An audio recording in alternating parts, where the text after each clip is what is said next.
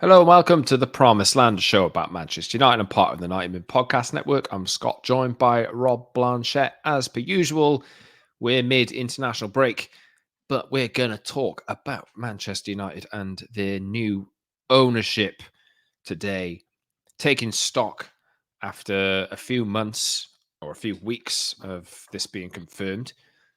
So Jim Ratcliffe making some appearances, doing some words, saying things. Already said more than the Glazer family have ever said in their 20 years. 10 times more, probably. But Rob, we're back. How's it going? Yeah, good. It's going interesting today, isn't it? Talk about Sir Jim Ratcliffe and INEOS and all of that a little bit more laterally, because we've done a lot of obviously content over the weeks and months, haven't we? Over this, like we've been forced to when it's come to about who's going to buy what, which entities are interested in Manchester United, why do they want to buy into Man United? Like you just said there, Scott. I think what's really interesting about Sir Jim Ratcliffe, and we'll break a lot of it down today, is just how much he's actually saying and how much out there he's willing to put about his idea about Manchester United, because he's going to have to put his money where his mouth is, Scott. So the more he actually says, the more we can hold him to account. So today's show is going to be a little bit about that, about what have we heard so far and kind of where are we going. Yeah, he did last week do an appearance with Geraint Thomas on a cycling podcast, but obviously he has lots of relationships in the cycling community, given his previous work, and obviously pretty comfortable sharing things, especially about his new venture with United on shows like that. There's some of his comments we'll pick up on today. We'll pick up parts of that interview, but just take stock in general, because it was always INEOS versus Qatar. INEOS won, Qatar did not. And I know that was a divisive moment for United and the fans at the time. But it seems finally we're approaching a period now, especially because United won their last game, where things have settled down a little bit. But obviously, there are big questions about what happens beyond the end of this season into next season, and even beyond that, because it feels like for the first time, fundamental change might be coming. A new stadium could be on the horizon. Squad mismanagement days could be over, you know? So people who know what they're doing are coming in. Omar Barada's coming in. He's already been confirmed. As we record, Dan Ashworth we're still waiting for Dan Ashworth to be confirmed and a start date for him to be confirmed. But so Jim sits at the top, and yeah, we'll talk about what good he's done so far. But also, we also want to hear from you. Like, let us know in the comment section of the show, like, what has, as Ratcliffe and the way that he set things out, does it excite you? Do you accept it? How do you feel about Gareth Southgate? Because we'll talk about that as well. And obviously, he said some stuff about Erik Ten Hag, which I know I'm pro keeping Ten Hag. I still am. You know, I've said this for a while. I feel like something would have to go absolutely disastrously wrong. I feel like there are reasons to stick with him. But obviously, it doesn't stop speculation happening. I know not everyone feels the same about Ten Hag and want to change, but to me, I feel like some things he said suggest that I think they're ready to back him. So I feel we'll talk about that a little bit later in the show. But subscribe to it wherever you get your podcasts, Apple and Spotify. Watch us on YouTube, the Promised Land United podcast, Man United podcast. Like the video, subscribe, leave a comment, etc., etc. Notification bell as well. Please hit that so you never miss a show. Leave us a 5-star review on an audio platform if you listen to us there as well. And get us on social at @Scott Saunders, @_Rob_B, and at TPLMUFC on X. Right. Where should we start, Rob? Is there anything specifically about Jim and his public appearances, things that he's said, things that he's done so far, that you want to start with? I know you're pretty pro on, well, both of us are. We're both pro on new ground, new era, 100,000 match day experience, not just the stadium, things around it, make it a day out. And United's Old Trafford, while it hosted an amazing moment when Ahmad scored in injury time of extra time against Liverpool recently, is it fit for purpose? Do United need to move on? Do they need to make a statement? I know the answer already, but For me, a lot of this boils down to about normality. If you're Manchester United, what should be normal in the Man United universe, both for the fans, for the team, for the ownership, for everything that club badge represents. What does that actually mean? And for me, Scott, I think we've had this kind of 10 years plus of dysfunction, which we could talk about till we're blue in the face. Like we could do a Glazers out show and yeah, great. But the truth is, I don't want to really talk about any of that anymore. It's like the past. The past is there, and we will dig into it as we go along. I think when it comes to INEOS and Jim Ratcliffe and where we are today, is that we now need to reset the boundaries. We need to say this is the standard now, and we're going to be holding Jim Ratcliffe and INEOS to account. We really are, and I want people to understand that, because there's been a lot of content creators and journalists and whatnots, presenters, kind of who've been on a side, like we said there, with Qatar, Qatar in, Qatar out, INEOS in, INEOS out. And we had a preference, but that is not why we do it or how we do it. For me, it's just about making sure that Man United could be the best it can be, the best football team on a football pitch. So that's where we're going to start today, because I think it's interesting that Jim Ratcliffe, this billionaire, people are saying, oh, before weeks and months ago, oh, he hasn't said a lot. Well, he's said a hell of a lot now. Like he really has. He's come out, he's commented on literally all sorts of things that you wouldn't expect most owners to talk about. And he's almost talked about it like a fan, Scott. He's been like calling out teams and saying he hates them. It's quite interesting. So we'll cover all of that today. We'll kind of have a look at what rhetoric he's been putting out there, and we'll try and dig into it, Scott, to see if we believe him or not. He literally said, "I hate them all." Yeah. When he was asked who he prefers to win the league, Liverpool, City, or Arsenal, I hate them all, which was interesting. And he said it sincerely. Like he didn't say it like pantomime. He said it like, I'm a United fan, I hate them all. And it's kind of how we would all say it as well. They're all the enemy. I couldn't possibly choose one, he said. Yeah. But we'll do the stadium resonate with a lot of United fans. That one sentence will resonate. I get asked all the time, who do you want to win the league? I think you told me last week, and I said, oh, Arsenal. And we did that. But it's kind of like, who's the lesser of all the evils, I want Aston Villa to win it if United win it. I'd rather Man United won it, like a miracle or something. But ultimately, I grew up, I hated Liverpool. I don't feel any different about them just because I've worked with them or covered them or done any of that in the past. They are our rivals, and they're always going to be our rivals. So I think it's good that he's actually put it like that. Right, we'll talk about manager stuff in a bit, but I want to start with the ground, because he on this pod has said Man United are arguably the greatest club in the world, definitely in the top 3. They are probably the biggest sports brand worldwide, a bit like Coca-Cola.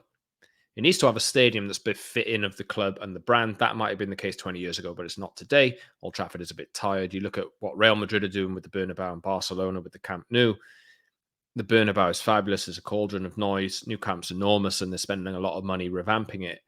And he goes on and on a bit and talks about, as he's done previously, when we talk about how he's talking, he's literally going out and repeating himself with some things that he's saying. He said that Old Trafford is a bit tired line a few times already. Yeah. He's talked about refurbishing the ground and that being a decent option, and it can be good, but think about how good a new ground would be. I think he's firmly in the camp of rebuild if it's possible. And he said, if we built a completely new ground, it would be state-of-the-art, world-class, have a capacity of 90 or even 100,000. I think that then provides a platform for some of the big competitions in the north of England. He's obviously wheeled out the line Wembley of the North. And that wasn't him, was it? That was an article that did that. But he goes on to say United, City and Liverpool have won 10 Champions Leagues and London have won 2. And, we've heard all this before, but the 100,000 line, like biggest stadium in Europe, that's a statement. It's a statement. And I think it also shows, it's really interesting the last few months about how INEOS are approaching this project and what they're listening to. Because there's a lot of noise out there, isn't there? And football always is. And it's quite interesting. I think with the Glazers over time, so the Glazers just got very used to listening to the wrong section, the wrong side of some of the opinion, and it's because they wanted to be Galacticos themselves. They thought that was a way to kind of build a project. I think INEOS, I think Ratcliffe in their earliest days, and we've kind of felt this about INEOS months before the deals were ratified or anything like that, is is that they were the one who were going to be the adults in the room. They were going to come to the table and say, all right, well, we want to win, we want to do everything, but we need to do it properly. If we don't do it properly and slowly and methodically and correctly, most businesses don't thrive, Scott. Man United are in that sector. Now, I actually described United a while ago as the Coca-Cola. Funny enough, I'm funny you said that, as the Coca-Cola of world football, in that fact that it's the most instantaneously recognizable brand. Yeah, just straight off. You know what you're looking at, don't you, when you see it? And I think that's your pivot. That's where you start. Yeah, you start off from there and you build from that point of being the biggest team in the world. And it's quite interesting, isn't it, that he's using that now, that moniker about United are arguably the biggest club in the world, because that is very Manchester United. United want their fans to believe that, and it's true to an extent. But it doesn't matter how big you are, Scott, if you haven't got the best stadium or if you haven't got the best team and all of that. You're just another team, aren't you, trying to pretend to be something bigger than you are. So I think with Jim Ratcliffe now, he knows it's going to cost a lot of money, Scott. I think these things that he's saying, he's kind of putting it out there that, yeah, we're going to do it. We're going to do it the right way. And this is our expectation. You know, we want to be the best. So we're gonna put a project together that actually shows our intention.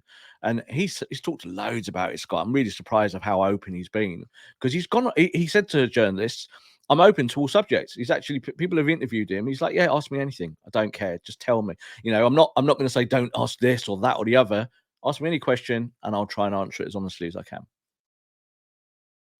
But how good is that though? Like in terms of just, honesty. He doesn't come across as dishonest. He comes across like some things he says you might not agree with, but at least it's an opinion. Like, and it's a guy that, what you're getting here is a guy who knows himself, knows what he wants, knows the reasons why he's doing something. He said it to count a number of times already. I'm not buying Man United to make money. Like, if I wanted to make more money, I'd buy another energy company. And yeah, of course. Like, Exactly. who buying a football club makes money? No one. It's the worst business in the world to put money into and think that you're going to get anything back. It really is. It really is. And, well, obviously, the only way to do it really would be to, well, the example of it is the Glazers. The way that the Glazers have done it, they bought it on leverage, and now they have a football club which they couldn't actually sell completely, but they want to achieve a $10 billion valuation, or a 10 billion. Is it pound or billion? Pound or dollar? I can't remember, but they would make a killing. They would make a killing basically if they sold this club outright. But that's a 20-year hold. So Jim is 71, 72. He hasn't got 20 years left, No. So this is more of a passion project for him. He wants to see United turn around. He's seen United and how they've been run terribly for God knows how long. There's a lot of costly but simple in ideation fixes to make, really. And this should have been done over the course of the last decade or so, like in stages, but obviously United have been left to rot in a sense. And now there's a ton of things that you have to do, and you have to do it pretty quickly. So it seems pretty daunting, but it's got an idea behind everything. So it's quite refreshing. Yeah, look, and I think the best business leaders always are not scared to talk about anything. Like, you shouldn't be. Like, everything at the end of the day is dollars and cents. It's all the pounds and pennies. How do you make things work? It's a structural thing. I think with Man United, when we all can openly say about the Glazers that this is the Glazers' world of secrecy over the last 10 or 15 years that they've built has been deliberate. It's been strategic. Is that we will do what we want because we own X, Y, and Z. And we don't need to talk about football matters. And what we'll do is we'll buy you a play here and there and just shut you all up and shut you down. And we've constantly asked public questions about Manchester United, their intentions, and had radio silence. Yeah. And the only time the Glazers came out of their hole in Florida was when the European Super League was a thing. And they had to then speak because they kind of looked a bit silly there because they were one of the architects. So I think they're kind of looking for a route out of the public eye because they don't want to talk. But someone like Jim Ratcliffe, most business leaders will do what he's doing and be honest and say, yeah, this is good. This lot isn't good. This is bad. And we're going to cut this bit out. We're going to do that surgery. And again, we go back to Ralph Rangnick and what he's talked about at Man United in the past, you have to apply that to all facets of the business. I like to call it, root and branch assessment. It's what I call it in my job. So that's how you do it. And he's doing it, Scott, in an open way. Like, we can't judge him if he's a good man or a bad man. That's not any of it. That's not what it's about. It's about, what are you going to do for Manchester United now? That's it. Nothing else. I don't care about the rest of it. I don't care that you live in Monaco. That's a different conversation. I don't care about your taxation and stuff like that.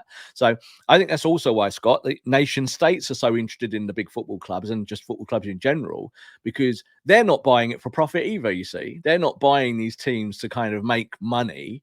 They're doing it to kind of show a certain image, isn't it? We've talked about that a lot in the past. People could accuse INEOS of that as well, and I understand that. I think Ratcliffe's at least speaking as an individual. Like, we know that INEOS want a larger stake in Man United over a long period of time, and I think that will come to fruition. But as far as Jim Ratcliffe goes, he wants to win. He wants to build this new version of Old Trafford. He wants to build a new football team, and he wants to be the guy taking the plaudits for it. As part of it, his ego is that he wants to prove that he was the right guy for the job, that he went there, put his money in, and that Man United became better because of him. Already, Scott, he's only been in 5 minutes and not even done anything, and yet the vibe around the football club is massively different, isn't it? I mean, I personally, and maybe there's people listening who disagree with this, but I was always in this camp. I look at the way I can appreciate the style of football Man City play, but there's stuff hanging over City, and I just feel like I struggle to connect with it, like even to the point of disliking it. Like I know Sir Jim has said I hate them all, but for me, it's I look at the circumstances around how they've risen to becoming the highest revenue club in world football, ahead of Man United, ahead of Real Madrid, and I think I wouldn't like that for my team. No. And City have done that, and obviously there's charges hanging over them currently, which we're waiting. It's been years that we're waiting for resolution for that on. But to me, I think, well, I look at Liverpool and I respect the way that Liverpool have done what they've done over the past few years, and City are different. Obviously, they've swept up pretty much everything before them, but there's a bit of a numbness there for me. And obviously, some fans who are, really still into it, they do have to answer questions about these charges and defend, defend it, even to the point where you look a little bit silly. And I just wouldn't like to have to do that for myself, or I wouldn't like to have to be defensive of a state buying my club. And I know that was something that definitely it scared me, or I was maybe scared about how I would feel about it if that had happened. But with Jim, at least you've got some. Yeah, it might take longer, might not happen at all, but at least you're keeping the soul. Well, football is a private sector business, first and foremost. Again, I like to look at a lot of this thing as black and white. And that really means that states should not be allowed to buy football clubs. So I would like one day that's where football goes, and football puts that in place, that you don't then have, governments or royal families or anything like that having any chance of owning any football club. It's not right, Scott, because it's politics, completely different to the private sector. But I think the thing is with Jim Ratcliffe is that, like, my personal values probably don't align up with Jim Ratcliffe. I was sat next to him here and we were talking about our lives and our worlds and what we believe in, probably very, very different people. But you can't look at work and business like that all the time. You just cannot. And I think, like you just said there about what camp being in, for me, it was always being, what camp am I not in? That was more important to me. To me, it was like, I don't want to have to sit here in years to come in my job and as my place as a Manchester United fan and defend the indefensible. I don't want to do that, and this is why it was a big deal to a lot of us. It wasn't, oh, I'm Team Jim, wave a flag. Oh, I'm really into INEOS. I don't support owners like that. That's not my thing at all. I think when you look at Man City, and I'll put this on record, I've said it before, Manchester City in the future are going to lose all their titles. Yeah, they are. They're going to lose it because one day they're going to be held accountable and they're going to be brought to justice. Now, it might not happen next week or next year or whenever, but one day There's shady dealings and stuff that's been going on behind the scenes, and it's all there to people can go and look at the numbers and all of that. You just said they're highest revenue club in the world. You have to ask, how have you got that revenue? Where's that revenue come from? You don't have to go very far, Scott, to find it. It really doesn't. Like, the apple does not fall far from the tree. So I think that's the whole thing with City, is that I didn't want that for United. I don't want to go, oh yeah, we're back, you know, for 10 years, we won 3 titles or won 4 titles or won a few FA Cups, or we're back in the Champions League. Oh, we've won a Champions League. And what? Which point there where do you have to, does it stop? And you have to then go, oh, actually, we didn't do that through the right means. We did it like that. You just said there about being bored about Man City. I still think that in terms of football, Jim Ratcliffe will be looking at it and tasking his people to be more like Man City in some elements, like very much so. But certainly in starting things, when we talk about what style of play wins titles, well, Man City are proving that their style of play wins titles. They're proving that unequivocally. How they get there is a different matter. But I do think world football looks at it like that as well. And why Man United chose Omar Barada as the guy to go head the project up as CEO? Well, because they want that kind of slice of Man City, that part of it that actually, I think, gives you the leverage to go out into the marketplace and prove that you're a player once again. You can't be Man United from 20 years ago, Scott. You can't be Sir Alex's United and go, well, that's what we are. We're hell and thunder and all of that. Well, no, you've got to have a balance somewhere. And I think that's where Man City have changed the game in many aspects of style of play and what wins you titles. I know what I said. What I said about City and not feeling attached to it, or even to the point where I support their biggest rivals, but it doesn't. You know, I feel it feels a bit hollow to me. Yeah, but at the same time, like totally. they are the best run football club in the world. Like the processes that they put in place is things that United should be looking to copy or do better or improve on. And that's why Omar Barada's coming in, because they want to take a little bit of that and then insert it into United's running processes, because they don't have a structure like that. But obviously there's certain means and certain ways that they have ascended to the point that they're at, which are different. But you know, they have, don't sit well. Yeah, which don't sit well. But like, in terms of the way that they do transfers, the way that they have set their academy up, the way that they have probably got one of the best youth academies in the world, the way that they pick players out from South America, different parts of the world, like that is how you should do it. And that's how United should start doing it. But obviously, to get to that point, they've had to. No accusations. No accusations, blah, blah, blah. I might have made a few just a minute ago, but the whole point of it is that it's more about taking the method of, like, the method works.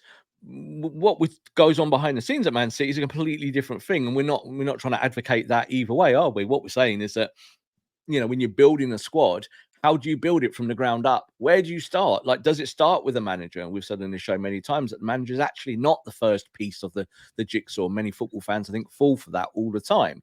It's about, it starts at the grassroots. It depends how your own philosophy and plan, and then kind of style, managers, players, and everything comes on top. So, yeah, United needs to take a lot of that from City, because I think City have proved that from maybe their first signing with Robinho. You remember all those years ago where they went that route and they were like, well, we need to go buy big players and all this.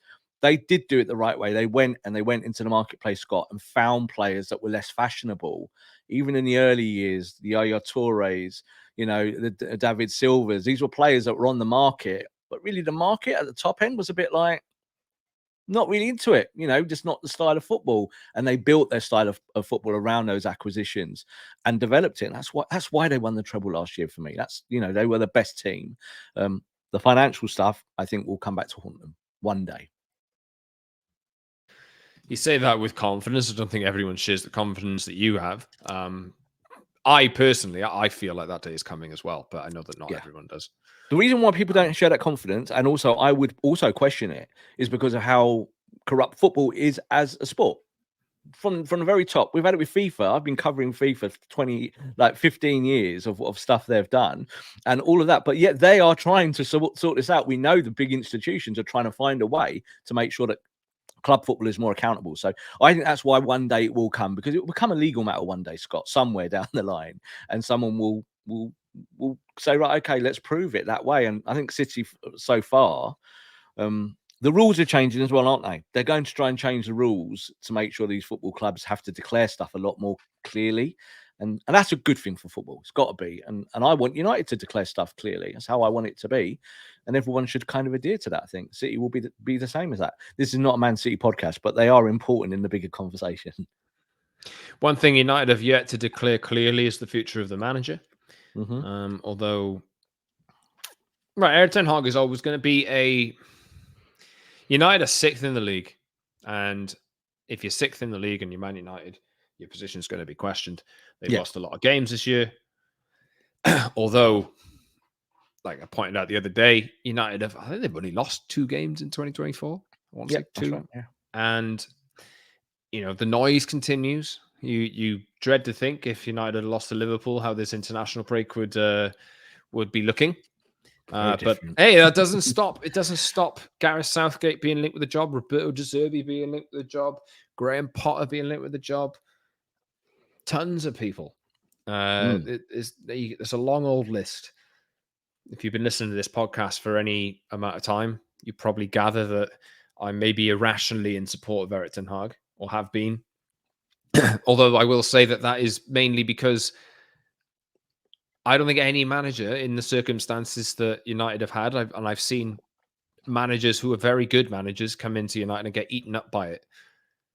And I've always said that the structural elements and the structural issues are what holds every manager back. But I think I've seen enough personally in Erik Ten Hag to feel like I wanted to have another year. I look at the alternatives and I think, God, man, this isn't the time.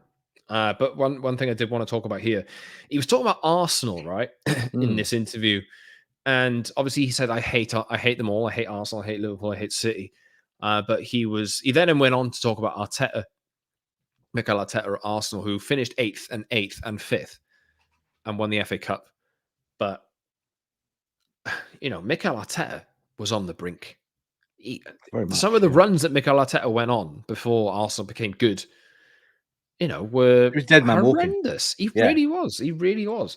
But Jim Ratcliffe said winning the league would be good for Arteta. It would be good for him because he's done really well and Arsenal have been patient with him. Now, that one stuck out to me in this interview that he did recently, because if he's saying that, I know the noise is around like who the next manager could be, but let's. I know I have this disagreement with Harry, who I do podcasts with all the time, an Arsenal fan, and he thinks the situations are different. Personally, I think they're exactly the same. What does he say? Tell us on the show. Harry's our producer here as well. So Harry says that even from the early days, he could see a style of play with Mikel Arteta's Arsenal. Okay. I don't know. I think we know with Harry, this is how our individuals view stuff, isn't it? Is that individually, I think there was a way of Arsenal fans that were with that, was that Arteta's been brought in to be like Pep Mark II. Yeah, style of plays there. We know how he wants to play. And I agree with that. I think maybe in the early, he won the FA Cup year 1, didn't he, Arteta? And I think there was immediately a kind of upturn of Arsenal playing a style of football that wasn't Arsene Wenger's style of football. Like, it's similar, but not the same. So I think that was there. But I think we could even say, Scott, rewind a year, but we felt that about Ten Hag after year 1. So after year 1, we're Absolutely. going... That's my counter argument. Yeah, this isn't Ole ball anymore. This isn't just transition. They're trying to do this. He's playing a 4-1-5. He's trying to press these areas. All of this, great, okay. And yet he fell off the proverbial wagon this year. There's no doubt about it. I mean, when you look at Arteta, that is exactly where the similarities are. Because Arsenal in year 2 were not particularly good. They're even worse in year 3. And it took at Arsenal for the change in their ownership to kind of change their direction, because it wasn't the actual people that changed, but obviously it was the restructuring upstairs. And that they said to Arteta, we finally agree with you that the football club isn't about the kind of Aubameyang stroke Lacazette stroke Ozil stroke all those other players that it had, where the club was going. And do you know what, Scott? That is the most Man United thing ever. That's exactly what we've gone through, is that we've gone through all these names for years and years and years. And the truth is, it isn't about names. It's about how you make your project and build it. And that's why Arsenal are where they are now. Because Arsenal went, all right, we'll stick with Arteta because we could sack him and go and get Nagelsmann or someone like that tomorrow and just do it.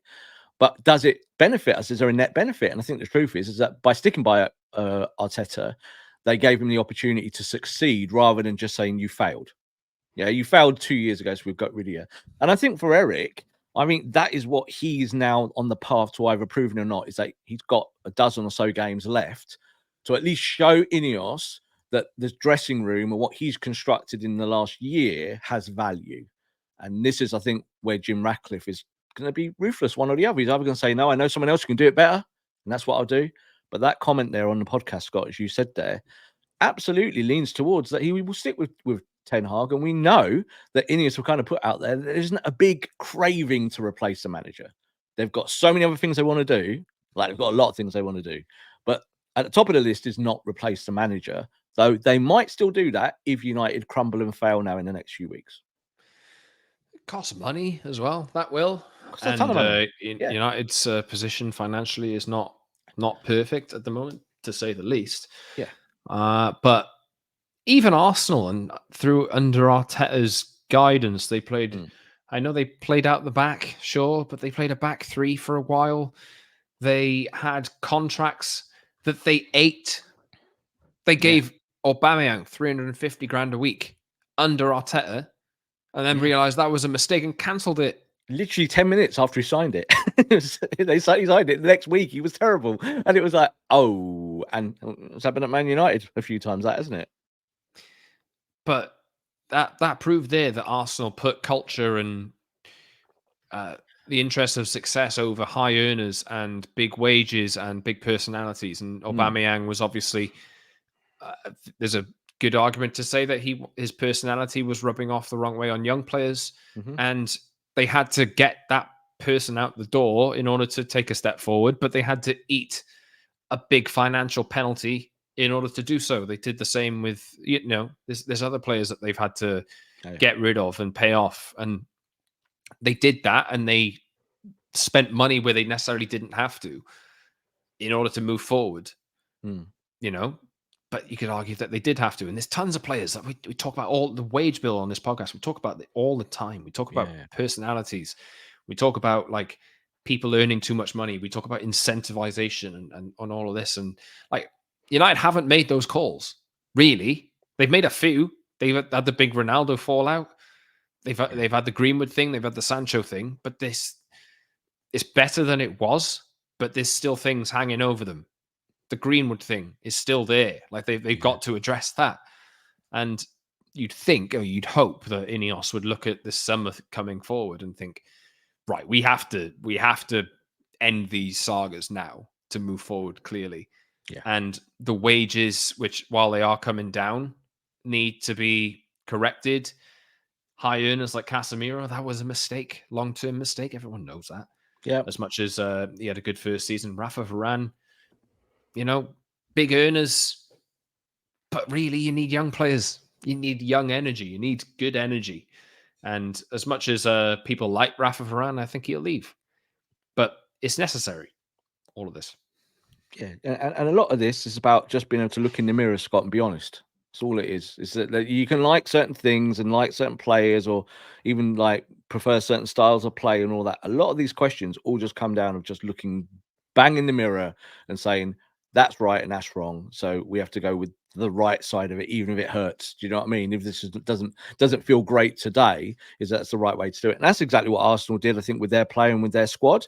And they looked at their young talent, the Martinellis, the Sakas, Saliba was out on loan, and they've built all the way through the core. Like when they went and got Odegaard, like I think no one could thought with that pickup from Real Madrid that he could have a transformative effect on their midfield, but everyone thought he was a good player. Do you know what I mean? You go pick up these players, and can you push them to another level?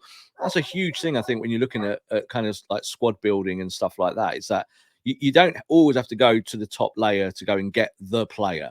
You got to kind of look down the chain and find that. And I think that's where INEOS will absolutely go. And that's why you go with the likes of Barada, you go with Dan Ashworth, because that's their experience. Yeah, that's what they do well. And Man United were just like Arsenal in the Aubameyang years, giving massive contracts out and then saying to people, why are we not winning the league? Cristiano, you're on £500,000 a week. Oh, you can't run. Oh, right. Okay. Oh, dear. What do we do now?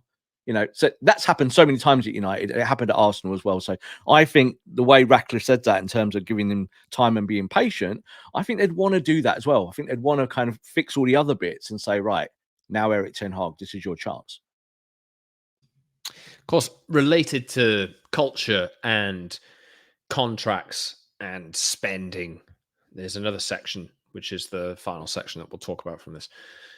You talk about Jude Bellingham and Kylian Mbappe, and obviously we're in an era where big names are everything, and big money signings are the most important thing, even more important than trophies. You got to win the transfer window rather than the Premier League. Yeah. You know, that's just the way it is. Most Man United fan ever. Yeah. Talk about, he's asked about Jude Bellingham and Kylian Mbappe, who both will be playing for Real Madrid next season. Bellingham is a great footballer, but it's not where our focus is, he said. The solution isn't spending a lot of money on a couple of great players. Yeah. They've done that if you look at the past 10 years, as in Man United. The first thing we need to do is get the right people in the right boxes, managing and organising. We must make sure we get the recruitment right. Such a vital part of running a football club is getting that right, finding new players. I'd rather find the next Mbappe rather than spend a fortune to buy success. Music. This is music. It's not that clever, is it, buying Mbappe? In a way, anyone could figure that one out. But what's much more challenging is to find the next Mbappe or the next Bellingham or the next Roy Keane. And I think this one, from what I have seen, didn't go down too well with some people. But I'm sorry, but that's exactly right. Then you got to move away from ridiculous spending on players and you lump all of your expectation on one big name. It doesn't work, man. It doesn't work. It doesn't work. Like I think if we bought Kylian Mbappe tomorrow and he was flown to Manchester and we put him in our team, do you know what, Scott? We're still not winning the league. We're not. Kylian Mbappe might score 1 billion goals, but you're still losing because you haven't fixed all the other bits. Do you get what I mean? So I like the way he phrased that in that it's not that clever, is it? Because it's true, because that's the kind of football manager mentality, isn't it? I'm talking about the game football manager, you know, championship manager from years gone by, is that people will look at it and they think it is just buy this big player, throw him in the team, and then everything is fixed. And yet Man United are the perfect story there. You mentioned Arsenal a minute ago. You can have big players.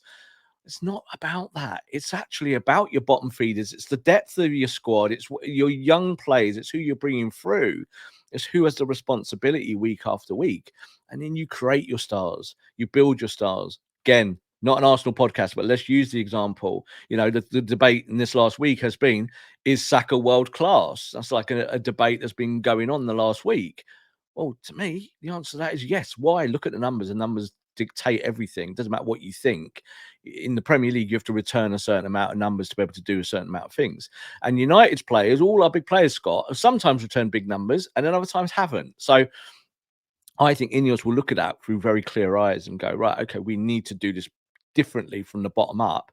And I think that gives Erik Ten Hag a chance, Scott, because I think he's more comfortable in that environment, maybe where you slow build and you do it that way, than maybe coming to Man United and having to be a bit of a shock jock and just solve problems. And we've had so many problems in the time that he's been there, from Ronaldo onwards. Mason Greenwood is a problem, but we do know that the club are trying to negotiate a way to get rid of him out of the football club. We know that they would want to negotiate a sale with football clubs, and that's been a thing in the last few weeks. So that hopefully will get solved quite quickly. But I think for Erik, it is like next 12 games, Scott, it's just about becoming bomb-proof if you can. Just at least show your team's doing something. The Liverpool result, you see, that's why that was so important to his future.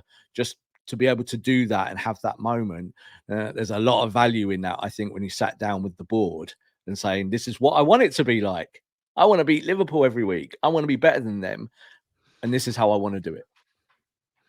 Of course, there's tactical problems that you see still on the pitch. But like I've said on previous shows, you can't sit there, honestly, sit me down and look me in the eye and tell me Erik Ten Hag intends to play his defense that deep and intends to put his line that high. He addressed that. He addressed it. He came out and went, "There's rubbish to that." He said it before. Yes, he said, "I either want the lowest line or the highest line. That's what he said, right? He Not just kept, both. and he did say, we can't keep doing this." He's actually saying it out loud. He's going, "We can't keep doing this. Like, it is bad. It's bad football." So I think that's the thing. But with the connection between his ideology and what the players actually can and can't do. So he's said it out loud, and that's what I appreciate, that, because it's not like he's saying, like maybe Jose would, where Jose would be like, "These are my tactics. You just got to deal with it." And I've always said Jose's fine until you start losing, because when you're losing and bad, there's no solution after it. He's just going to still do Jose stuff, isn't he? So I think that's a debate with Erik, and maybe United fans are thinking that about, is he good enough? That is a valid question. But he has said it, at least. He has said it out loud and gone, "No, I don't agree with that. I don't want this big chasm in my midfield because of X, Y, and Z." And like I said this on previous pods as well, like, you need centre backs that are front foot. You need a left back that's fit. you know, you need midfielders that can pass the ball. And Massively, yeah. he's playing Scott McTominay because Scott McTominay didn't want to leave last year. That's why he has to play him, or he has to find players who can score goals like McTominay's doing. And McTominay's goal, he uses the word sniff a lot, sniffing goals and sniffing opportunities, doesn't he? But give Ten Hag credit for that. I know Scott McTominay deserves credit for it, but what you're seeing is Ten Hag adjusting his ideals to get McTominay in those positions. Yeah. And you can compare up maybe Ole's use of McTominay in double pivot, playing you kind of very, very deep as in the sixes, and we always say, well, he's not very good there, or he fills a hole there, but he's not actually doing you any good on the ball from deeper areas. And I think when you look at Erik Ten Hag, is that McTominay, we know, always had these like striker sensibilities in this game, but no one's ever exploited them, have they? And I think that's why this year there is some credit in the bank for Scott McTominay. Now, is he still a problem in midfield, like you just said there, the chasm there? Yes, 100%. And it was there against Liverpool, and it's been there in every game I've ever watched. Is that if you want to play on the deck, you got Kobbie Manu, and you haven't really got anything else. You can put Eriksen in there, but then there's a problem, obviously, with where he travels and where he picks the ball up. But I think these are kind of ongoing problems. I don't think they're things that the manager can kind of just work out on the fly. You have to be strategic about it, Scott. And this is why now Mason Mount's used in midfield, how he uses him now in the next few weeks. Mason Mount was bought because he's brilliant in the press, brilliant off ball, but Mason Mount's going to have to add value on the ball. And before he got injured, he wasn't. Like, his on-ball numbers were terrible. He'd only been at the club a few weeks. So, like, here he is now. There's an opportunity there, isn't there, that midfield to build something and then take it into next year and to go into the transfer market and maybe go and buy that midfielder that you need. But no, it doesn't need to be Jude Bellingham at 120 million, does it? Or above. There's loads of good midfielders, Scott, that are actually quite good on the football. Like, they do exist. They're out there. Man United need to add maybe one or two of them. Yeah, so Sir Jim's done some words there. We're just reflecting on what he's done so far.